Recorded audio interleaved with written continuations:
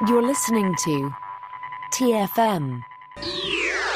Want to join in the conversation and share your thoughts on this episode? Join the Babel Conference, our listeners' discussion group on Facebook. Just type BABEL into the Facebook search field, and we'll look forward to seeing you there.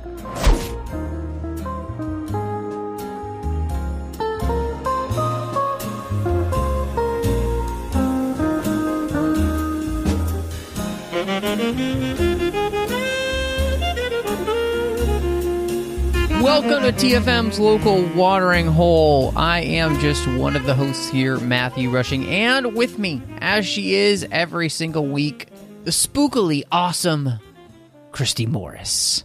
Yes, I am here in the gunner seat, ready to go. Do you have the trap? Oh, crap, I knew I forgot something. What? You can't go ghost busting without the trap. Okay, just... We'll turn around and we'll go get it. I'm sorry. Fine. Well, this week we are returning to theaters as a brand new movie has hit theaters, Ghostbusters Afterlife, and it's something that, well, it's supposed to come out a long time ago, and we had gotten ready for it by talking about the first two Ghostbusters films last year, but it has finally been released, and we are going to be diving into that. But before we do... Thank you so much for checking out the 602 Club and listening, and really want to say we appreciate it. Of course, you could find us wherever you get your podcasts, so, just hit the subscribe button.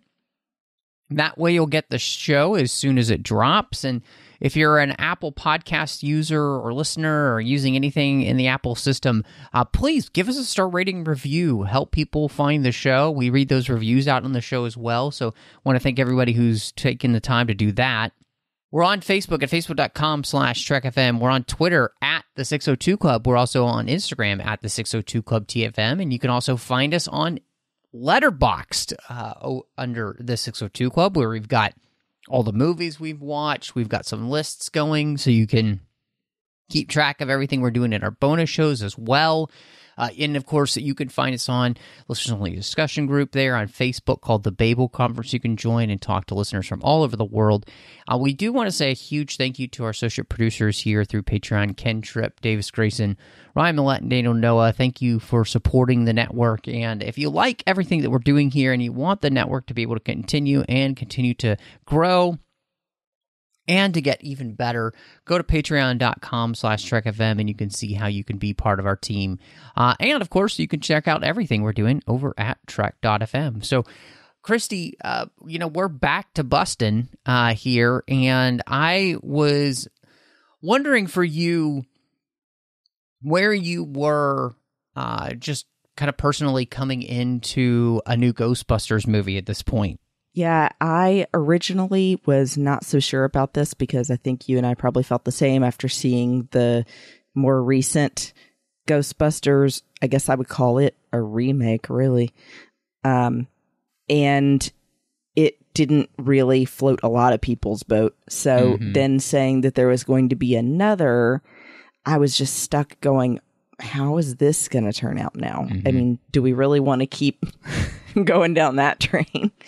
But as soon as I saw the previews and saw the casting for this one, I was a lot more confident in it. And you'll see how I felt about it later on. Yeah, I mean, I do have to say that with this one, it's interesting because, I've only seen the first two Ghostbusters movies. I never saw the all-female reboot that they did. And part of that was just because, after seeing Ghostbusters 2, and we talked about that, didn't really love it. I just didn't have any desire to kind of see just kind of really, like you said, just a straight-up reboot. It just didn't really float my boat in any way, shape, or form. But, seeing the trailers for this did really pique my interest because it looked like something to which was trying to honor the past and still try and move things forward. And so, in many ways, that was more interesting to me. I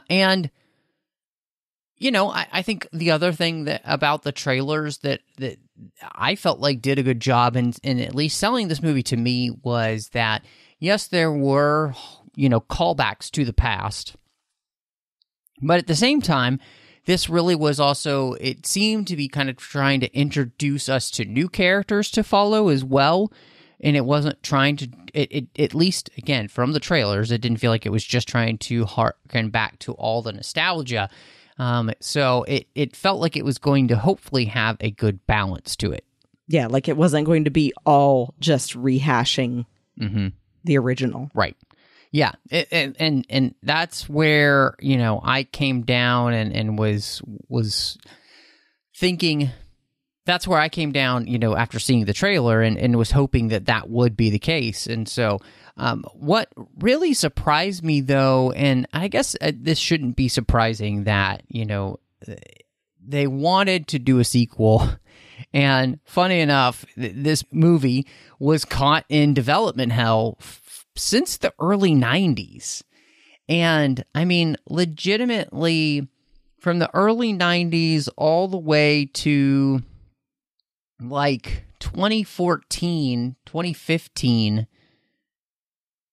this movie just kind of languishes in them not being able to find the right story to get everybody back together, and especially to get Bill Murray back in and get excited about it. And I just, I think that it was interesting because one of the things coming into this, I was thinking, I've kind of heard back and forth, throughout the years that they wanted to do a sequel, but, they'd just never been able to come to terms with who would be in it and who wanted to do it.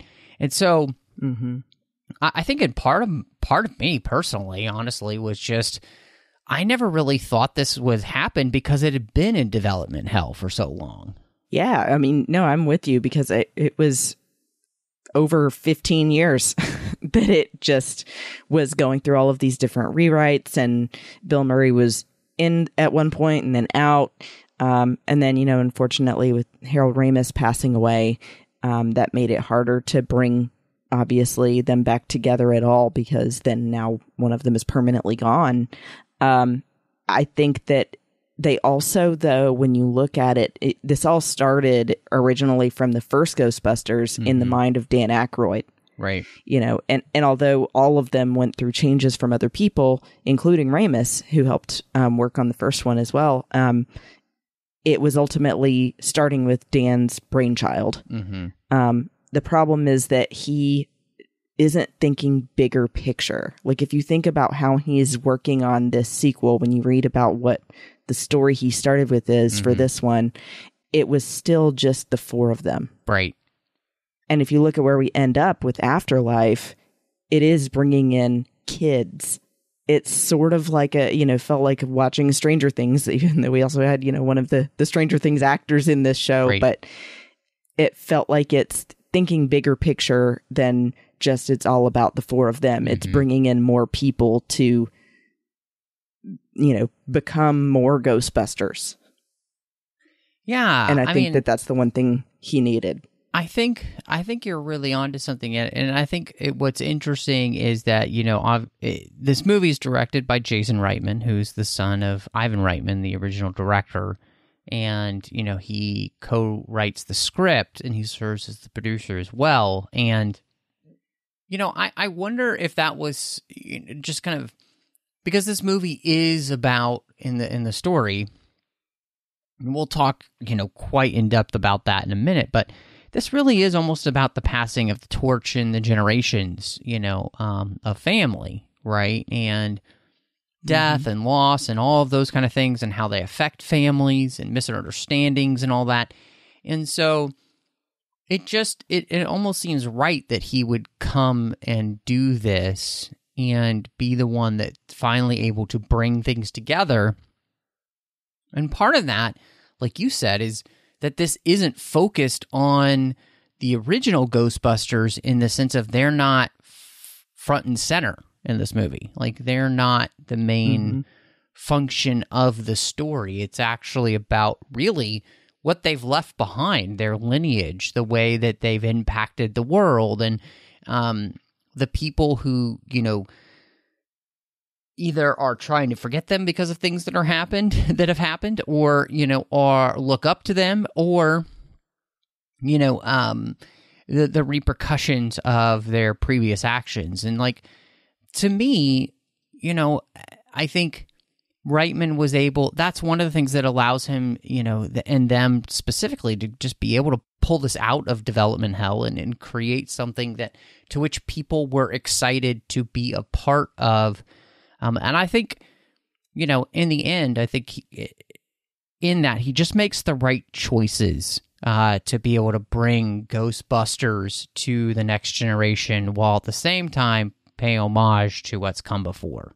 Exactly. Well, and I mean, and you even see it in looking at the kids that they bring in, the personality of the original four reflected in these kids. Mm-hmm. So you can automatically see that Phoebe, being Spengler's granddaughter, also, like, she has the same glasses as him and a very similar dry personality, sense of humor.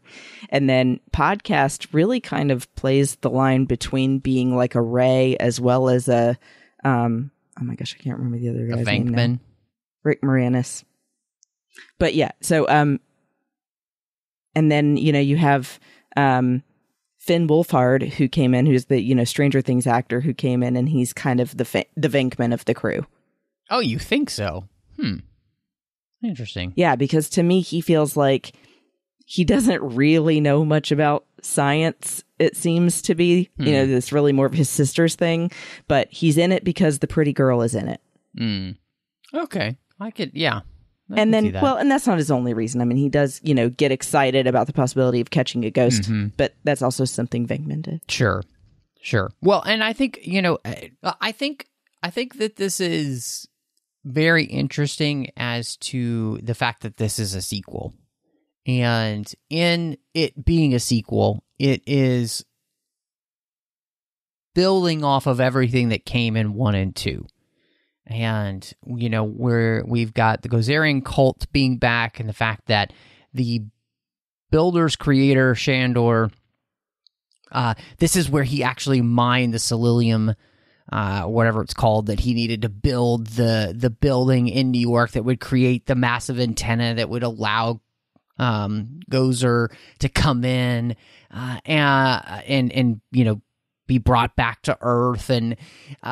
And that this is why back there in Somerville, that this is why we get Spengler going to Somerville, and everybody kind of thinking in his group. I mean, by the end of 2, everybody's kind of going their separate ways, and like the business isn't doing great, and he believes that there is this threat that's coming, and nobody believes him.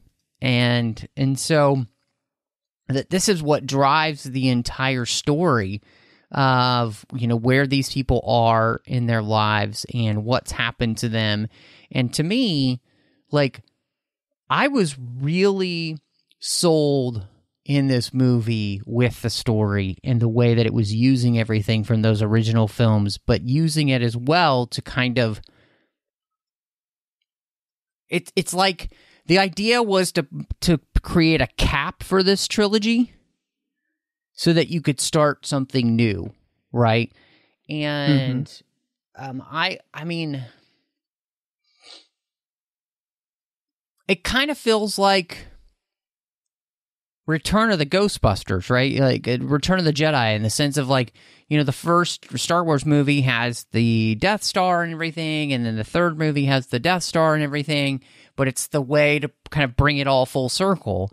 And in many ways, this is the same thing in this movie, is to find a way to bring it all full circle, where we have to,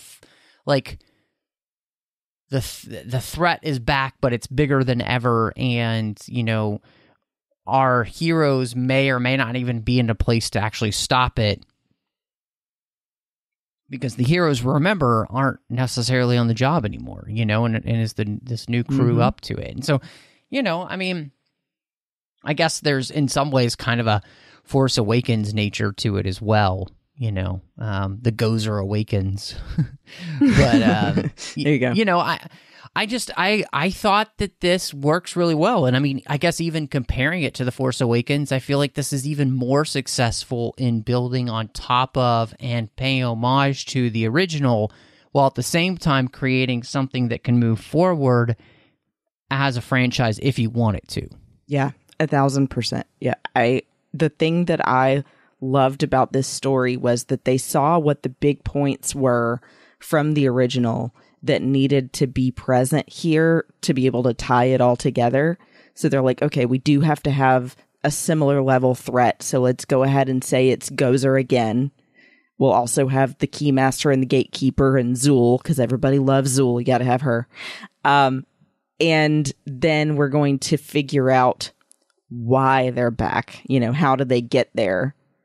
And bringing in the new generation. You know, how are they going to be able to teach the younger kids about what's going on and get them to care enough to want to stop it?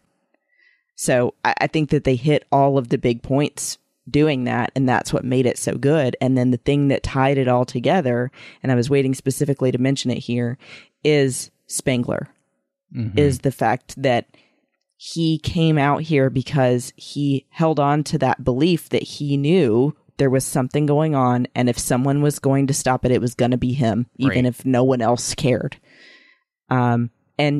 And that's really the central human story to the whole thing, is actually, you know, it's not so much about Ghostbusters as it is about the people that are the Ghostbusters and the families of each of them.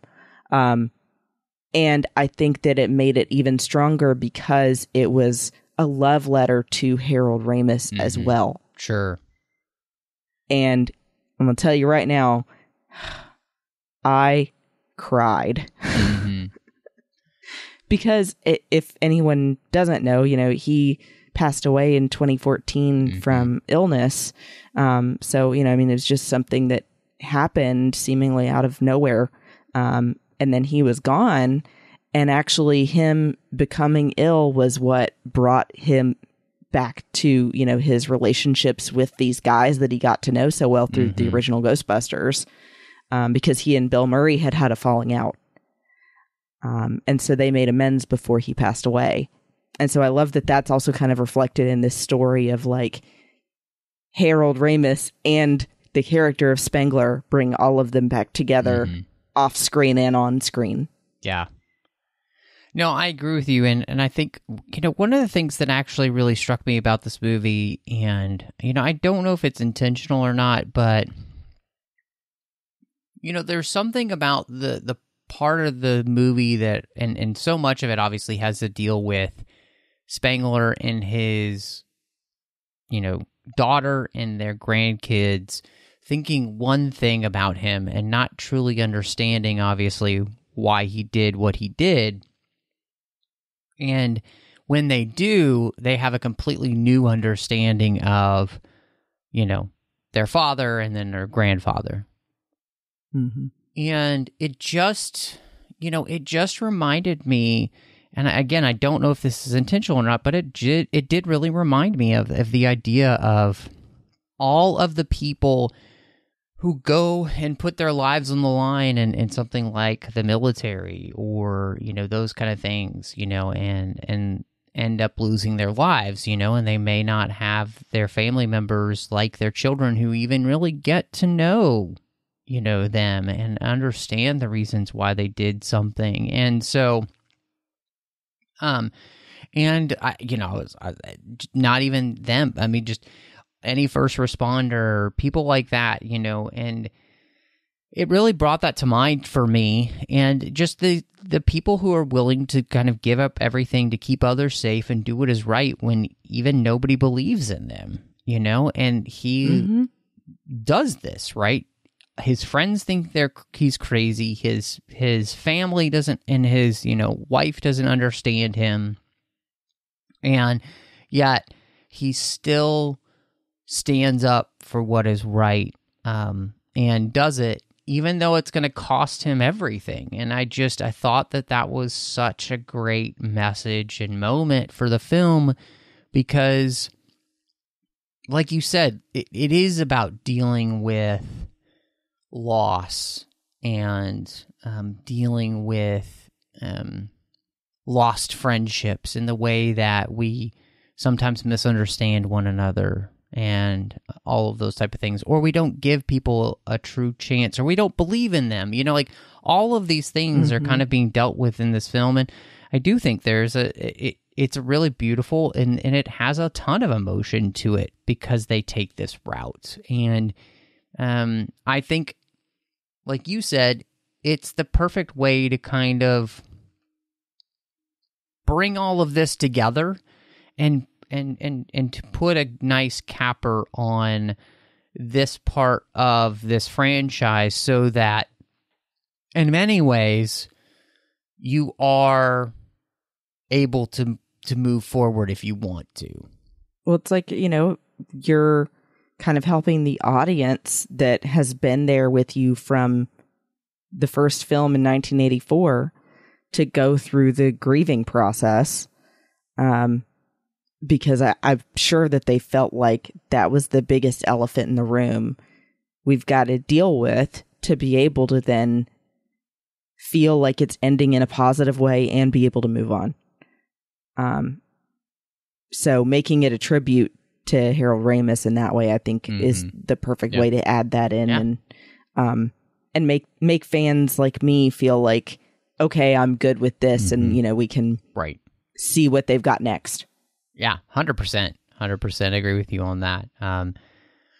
Well, I do think, it's a great time to be able to talk about the cast, especially, the new people that they have cast. And starting with Carrie Coon, who I haven't seen in anything before, but, playing the mother of Phoebe and Trevor, and the daughter who feels slighted by her father for never being there for her. I really liked her. I thought that she was sufficiently funny and kind of sarcastic and had the dark humor needed for the situation that she's in, where, she has never been able to make much of her life because,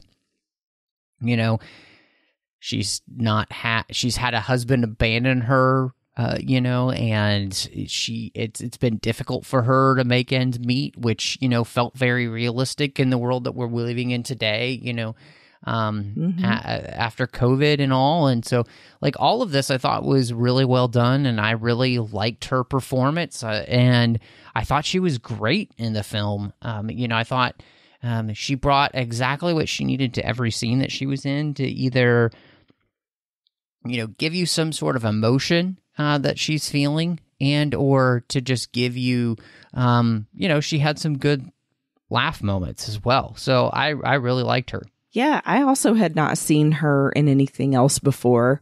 And so it was hard at first, kind of, for me, just accepting what this character is going to be like. What does she bring to the group? And then also, how's she going to interact with the memory of her father and, possibly a romance or anything like that. But I do think she handled it pretty well. I think the only thing, like I was saying, that made it hard for me was that they made her so adamantly not into science at all. But then looking back, I'm like, well, maybe that was a good thing to have if they're going to show how she doesn't really understand her daughter and didn't really understand her dad. Right. So I get it. But, at first I felt like it was just so, difficult for the other characters to then, how are we going to make her like them if she doesn't understand them? I was thinking about that, and I thought that she did a really good job because the fact that she has had such a bad experience with her father, and it makes sense why she would kind of reject science in anybody who has that mindset, right? And why then she would have such a hard time connecting with her daughter, because that's a part of her that reminds her of the painful loss that she experienced, And so regardless of whether she wants it or not, her daughter reminds her of something that brings her pain. And so there's that. I think, again, when you're just even thinking about the writing and the psychology of characters, and then again, the way it's portrayed, I think she does a great job in that. And, I mean, it's It's interesting because it's a very few films would you actually have a parent tell their kid, don't be yourself. You know? Right. Like, that's the joke between them of to not be themselves, you know, and to pretend to be somebody else. And yet they come to a place, I think, where they both then, in the end, come to like themselves more and are more comfortable with their own selves as well as each other. And so I think that's a part of the story, and I think they play it really well. And again, you know, she does a great job. And I mean, it helps that she gets to play off of Paul Rudd, who's hysterical and funny and was just named the sexiest man of the year. And, you know, alive. Well, sexiest man alive. Yes. Excuse me. But he's great in this movie. I think he's really well cast. You know, I mean, he has all the humor that's needed for the role, but he also, I think, has the heart when it's needed as well. And I mean, you know, just to play the guy who's, you know, a small town science teacher having to teach summer school to kids that nobody who wants to be there, you know, and instead showing them movies like Cujo and Child's Play he's great. I mean, it's Paul Rudd. He's great in everything he's in. Yeah, he's so good about being able to play both the self-deprecating person and then also the really big-hearted one as well. Like, my favorite scene of him from this movie is when he and Callie are walking toward the same door, and she says something like, you know, can you imagine who they've got teaching this stupid summer school course? And he's like, I can. It's me. You know, he's so good with that kind of delivery. And I think that casting him specifically and then seeing him in the previews is what got a lot of people on board for this. Because he feels like a reflection of the original Ghostbusters fans inserted in the movie. And then they even write that into his character, you know, he's like, you don't know what this is? And they're like, no. Right. And I like how he plays off of Carrie, and the two of them ending up being, you know, like the Zool and the Keymaster, was funny. So, yeah, I mean, he was a great choice. I like what you said about the fact that, you know, in many ways, he is the avatar for, you know, that the audience and how we feel about things. And so I 100% agree with you. I think that's one of the things that makes him, you know, so enjoyable in the movie, because he's like us, right? Like he's a fan and he knows this stuff. And I think that's what's fun is that he gets to be then the one that introduces, you know, the kids to them. And so I think it's really great. And, you know, it's okay. So I got to ask you about this. We have Finn Wolfhard, you know, obviously quite famous these days, of course, from Stranger Things. And, you know, he's in this movie now as Trevor. And I got to ask you, how did you feel about him in this movie? You know, is he different enough? And, you know, what'd you think? I couldn't decide if it was his performance or if it was just that he wasn't given enough as a character to do in the story because he wasn't really designed to be. But it felt like he was the weakest member of the group. And I think it just was a mixture of the two. I think I didn't feel like he was really portraying Trevor as being super genuine. The best parts to me were, you know, when he was initially starting the job at Spinners. And then, you know, when he is enjoying their first time catching the ghost with his sister. But otherwise, it feels a little bit too forced for some reason, which surprised me because I was really looking forward to seeing him in this, especially because I loved Stranger Things. But how did you feel about it? I mean, I think he's fine in the role. I think he needs a serious haircut because that is some terrible, nasty hair. Sorry, buddy, but it doesn't look good. and I got plenty of kids in our youth group. Same thing. It's just like, I don't know what's up with this long, wacky hair, but anyway. So I think he's fine. I don't think he's good. I don't, in the sense of like he doesn't do anything amazing. I think he's terrible. I think he's fine, and I think honestly though, the thing that I was most glad about was that he wasn't the focus of this film. Right. I think part of that is because his storyline, it's very teenager and classic teenager stuff, and we've seen enough of that in films, and so there isn't anything revolutionary there. And so I was just glad that he was not the focus of this movie, and I was glad that McKenna Grace as Phoebe was, because she's phenomenal. In fact, I would say putting her as well as Logan Kim, who played Podcast, together, they're incredible. So funny. Like, yeah. And it reminded me in the same way that the kids from Stranger Things captured our attention because they were so good. These two kids are phenomenal and carry the entire film. And I thought by putting it through their eyes, it allows us to enjoy the Ghostbusters universe through that.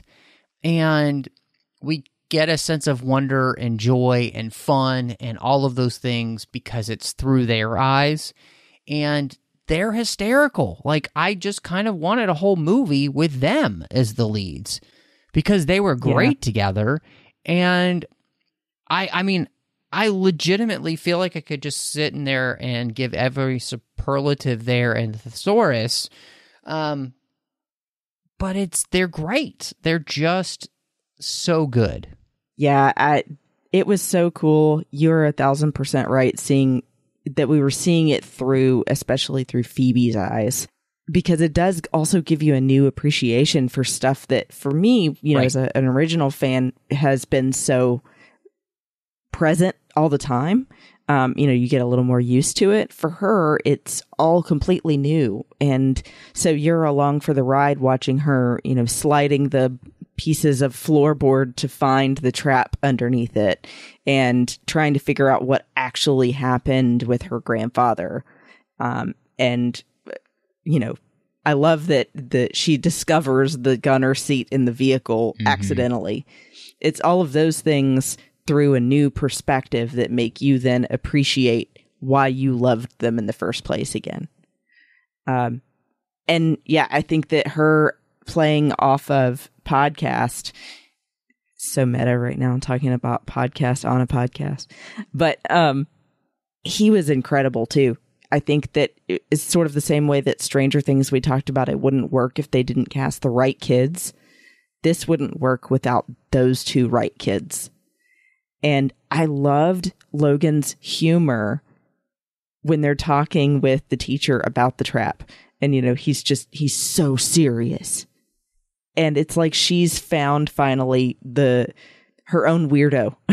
Like her mom was always saying, don't be yourself because you want people to get to know you first before you let all your weird out. And with him, he's just totally already on her level. And he's like, I know we don't have chemistry together, but will you be my lab partner? Right. And she's like, yeah.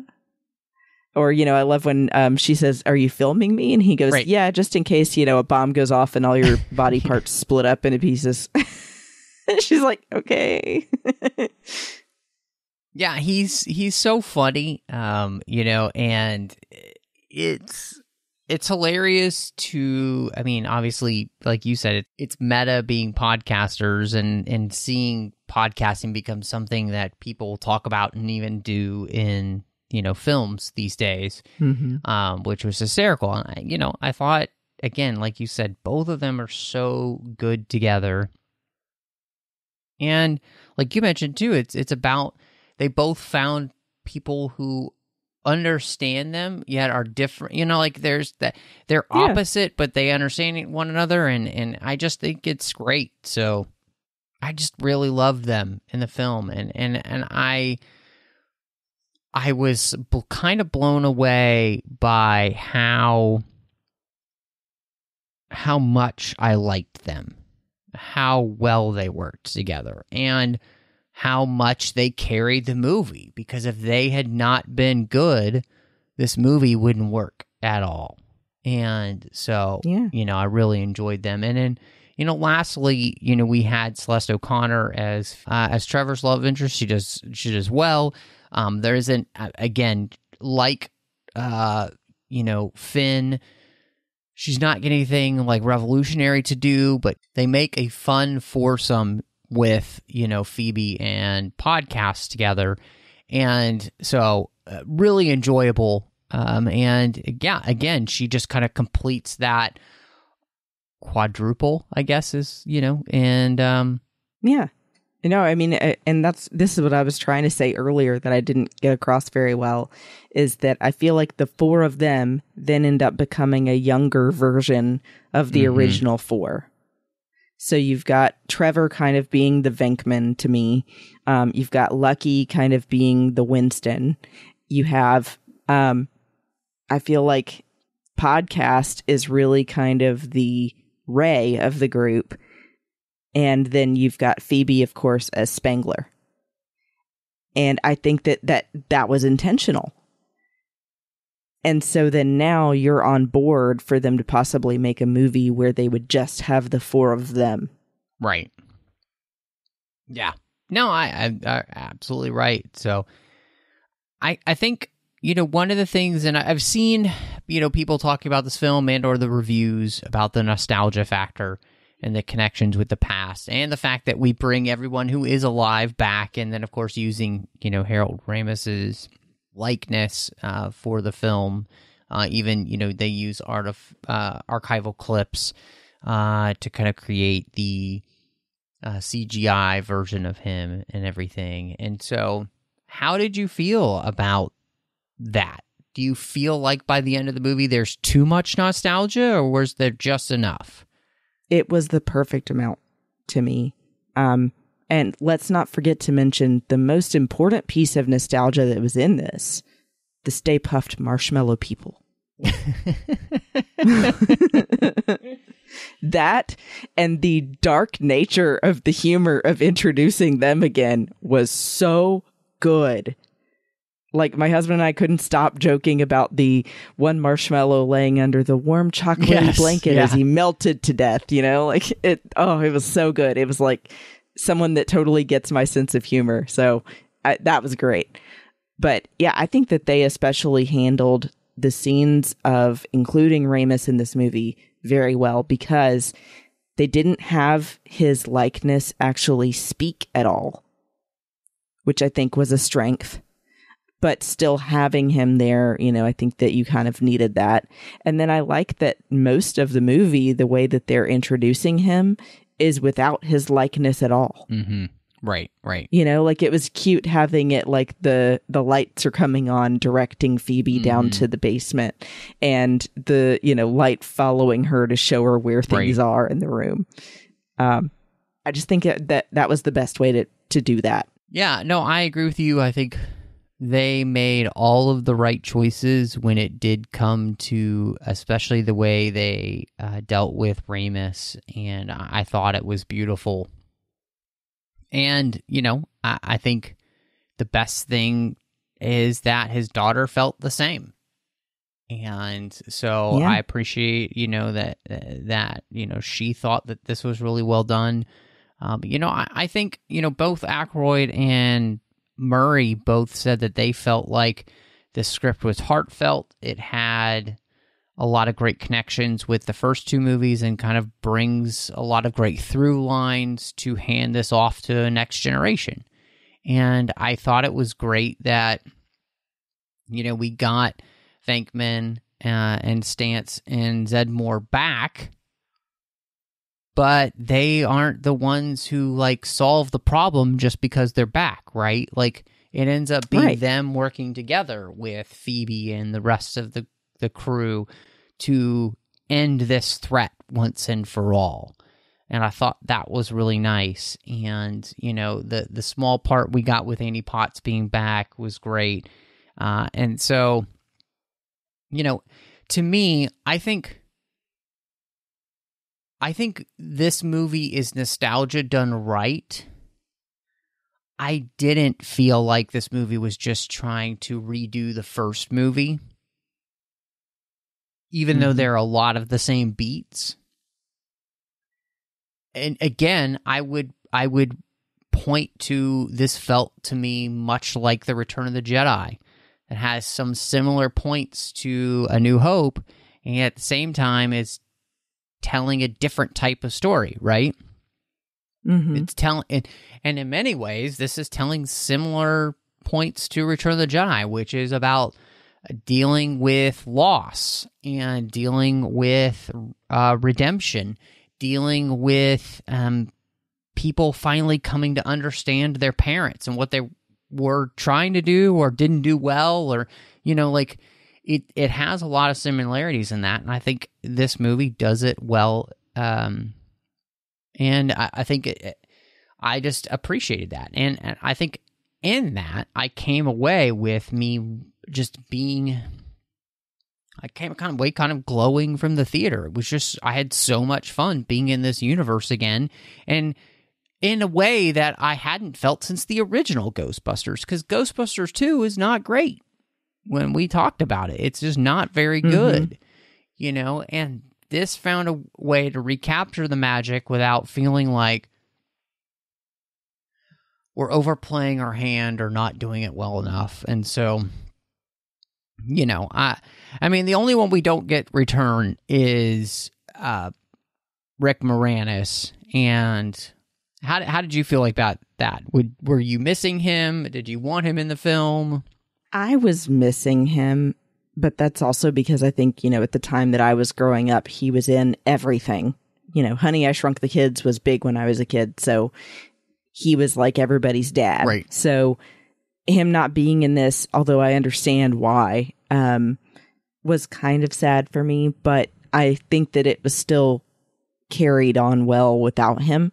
Sure. And of course, you know, he left the spotlight when his wife had gotten diagnosed with cancer years ago, and has been, rightly so, taking care of his kids, being a single dad. So I understand why he wasn't in it, but I'm hopeful that maybe in the future they can get him to at least make a cameo. Yeah, it's so interesting to me because, you know, we're different in the sense that I didn't grow up watching the Ghostbuster films. You know, I grew up with other movies that he was in, and so, you know, for me, I didn't miss him in the movie. I didn't even think about him being in the movie. And so I think it was fine for me.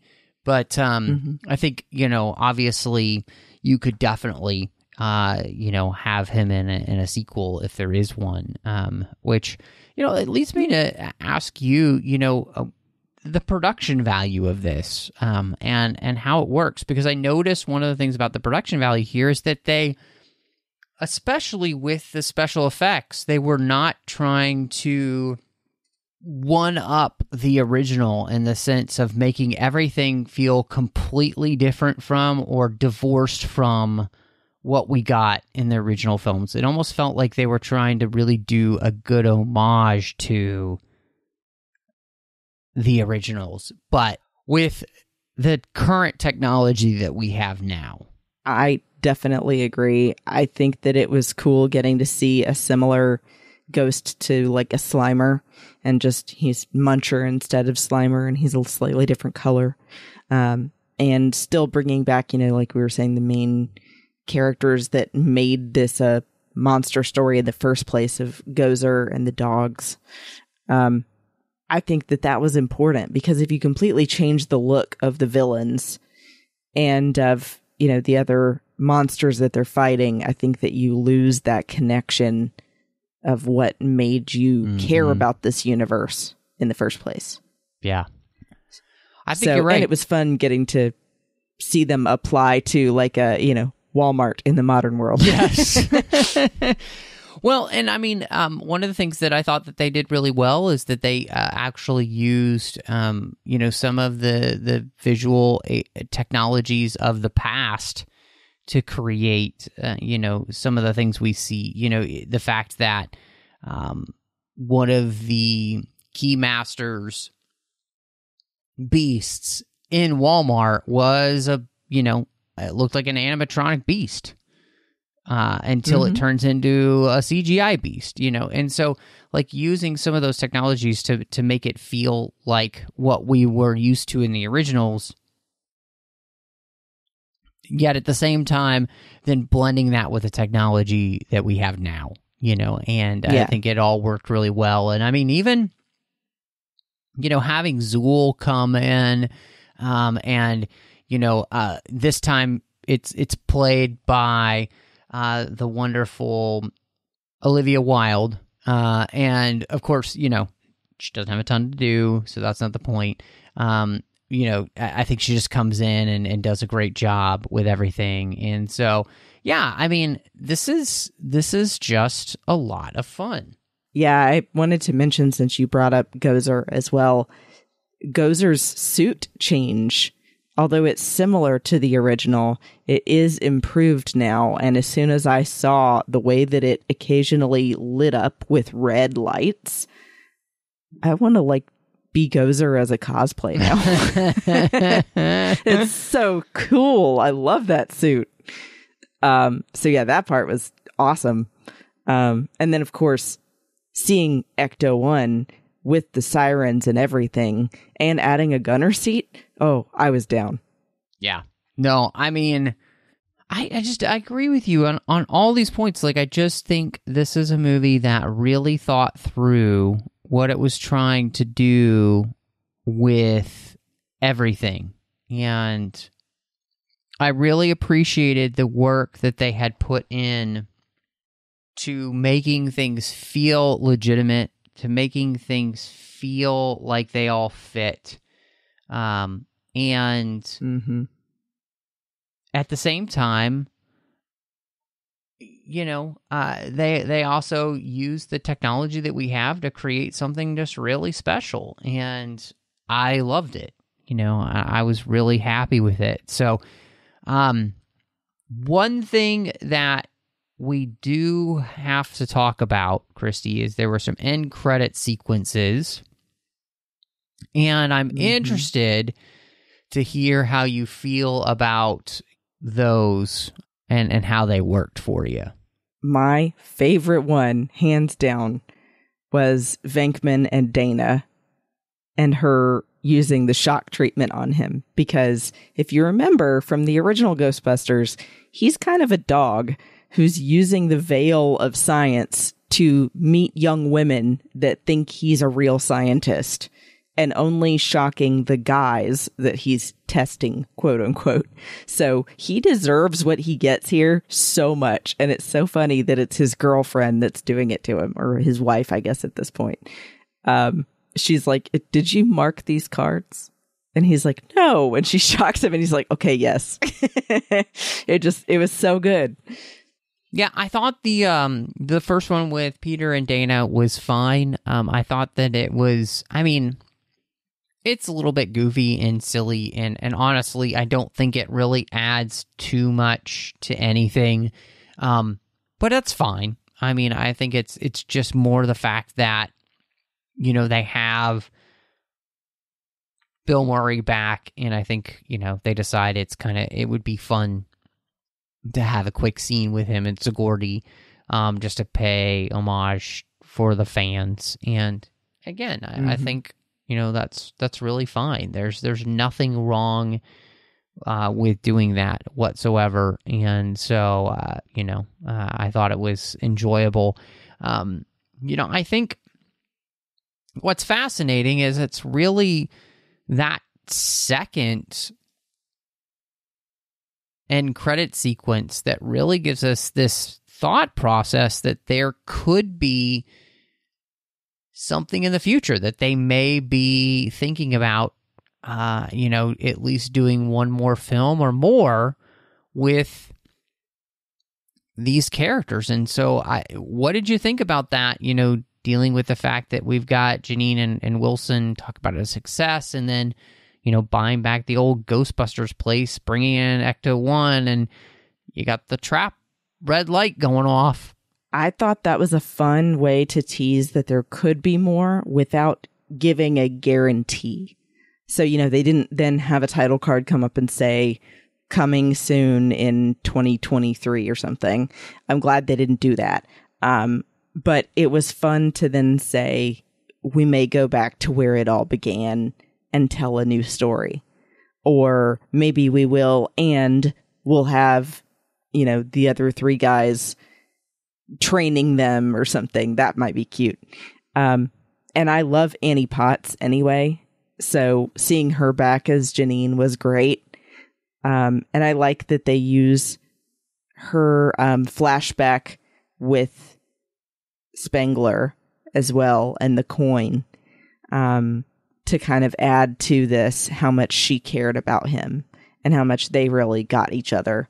And then, of course, you got to love the joke from Ernie Hudson about being the sex appeal of the group. Mm-hmm. Yeah. No, I mean, I think the thing that's interesting about this is that this is a question that I have for you because of that second end credit sequence. Do you want another film in this, or do you feel like that this does the job that you kind of want it to do, which is to cap this off well, and then maybe we can just let this go? I'd be okay, honestly, either way. I think it could end here, and it is a natural conclusion and feels right, especially for, being somebody that's been such a fan for so long. But I think that it would be good because of who they cast with Phoebe and Podcast.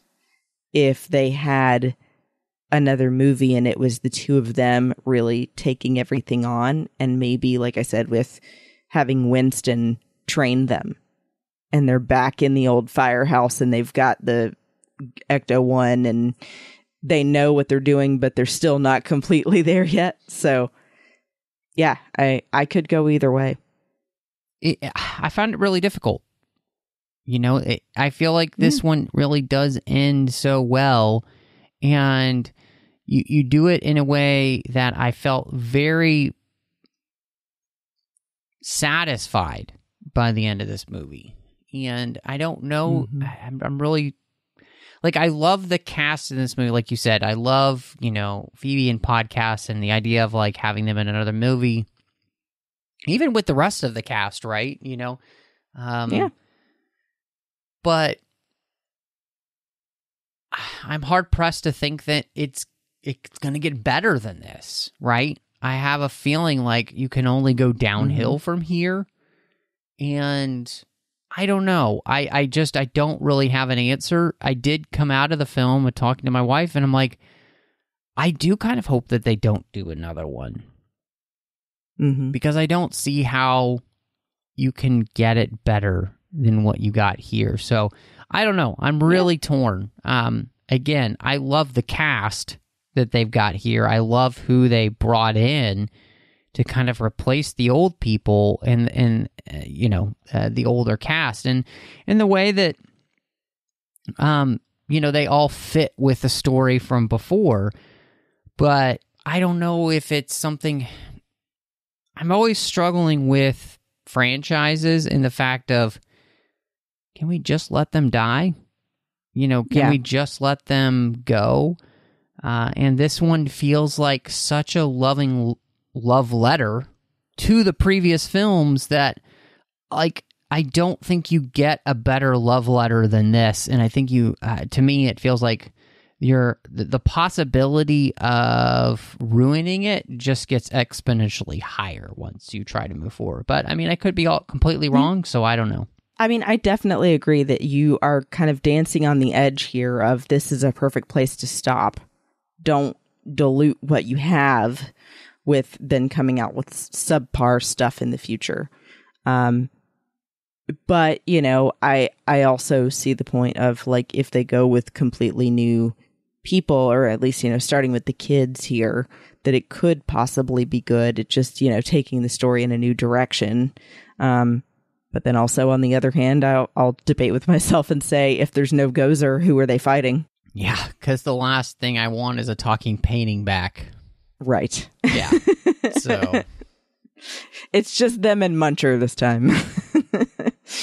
I think that you bring up a great point in the sense that we've never, in other Ghostbusters, we've never been able to find something that feels as legitimate and earth-shattering as a villain as what we got in the original film. And of course, they use that again here.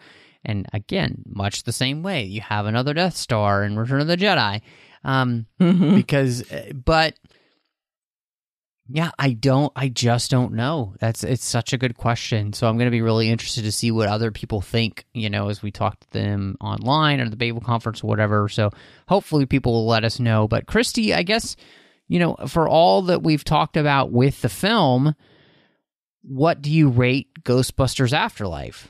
So this really had everything going for it with me, and got to go see it with my husband, who's also a fan. And it was, like we both said, such a beautiful way to, give credit where credit was due to the original, and then also to be able to properly feel like we're all saying farewell to Harold Ramis in a good way, because he was such a permanent part of this team. You can't have the original Ghostbusters without him. And he helped write the original story. So anyway, so for me, really, it ends up being a 4.5 out of 5 munchers. Nice. Because it's so much fun. I would definitely go back and see it in the theater anytime. I'm sure we'll buy it. And it also, honestly, I will highly recommend also, I want to introduce the kids in our lives to Ghostbusters now, because I also saw people bring their kids, like 5-year-old kids, to see this in the theater. So it really does feel like it's a way to pass the torch to the younger generation and to get them to watch the original. I loved those clips they played within the movie from the original movie. Right. Yeah, I am pretty close to you in this. I think this is a really fun movie. I think it's an incredible way to follow up a film that has, we talked about it. It had languished in development hell for years for the reason that nobody could seem to really find a great way to bring these characters back in a way that felt like bait homage, but also did something different. And this finds a way, I think, to walk the nostalgia line perfectly. And it makes it a lot of fun. I really enjoyed this movie. I enjoyed watching it the whole time. It reminded me, in some ways, not as good for me, but still, it reminded me very much of Solo, where I kind of started the movie off with a smile and just stayed smiling the whole time. And that's a great way to spend time at the movies, and so I loved it, and I'm going to give this 4 out of 5 Ecto-1s. I think this is a movie it's a great movie to even bring your family to. It's not too scary. It's got great things for you to be able to talk about together as a family and just enjoy together at the movies as a family. Like, this is fantastic for everyone. And so I hope that people will go see Ghostbusters Afterlife.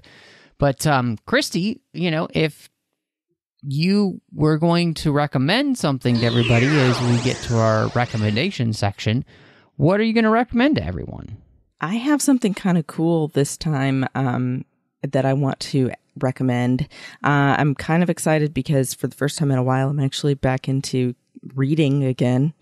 I do know how to read. You'll be surprised. I just feel like I always get so busy I don't read a book anymore much. But anyway, I actually had a board member at my job bought this book for me and said, I really think that you should read this. It just meant a lot to me. And I was like, okay. And it's really good so far. And it's a story about the founder of the charity called Charity Water, named Scott Harrison, and basically how he realized after becoming a nightclub promoter that his life had become nothing, that he just spent all of his time either drinking or doing drugs or with women, and that he wasn't finding any fulfillment in any of that. And realized that in order to get out of that, he had to give everything up and start over. And he ended up then founding this charity to bring clean water to people in other countries that are in need. So, I really recommend checking out his book called Thirst, by Scott Harrison, founder of Charity Water. That's awesome. That's really cool. So I'm going to recommend to everybody is Yellowstone Season 4. It is back for its 4th season, and it is so good. I love this show, and it's one of those shows that I really enjoy. I look forward to every week when it's on, and so I hope that everybody will check it out. If you've never seen it, it's really worth checking up on.